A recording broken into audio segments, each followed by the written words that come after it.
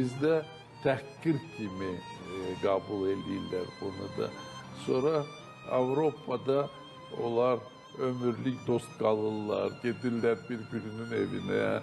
Sonra kişi təzədən evlənir, öz arvadı ilə, təzə arvadı ilə köhnə arvadı tanış eləyir.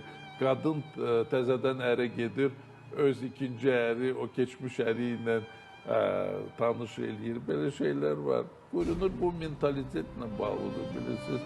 Bizim kişilərimizə çox toxunur, əgər onun lap boşalmış arvadı da kimi ilə getsin, görüşsün, bu təhqir kimi hesab eləyir.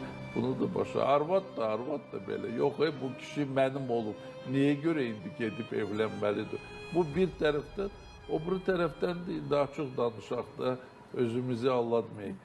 Bəzi yerlərdə bilirik ki, arvad çox gözəl bilir ki, kişi gedir kimi ilənsə görüşür, lap ikinci ailəsi də var, bəlkə uşaqları da var.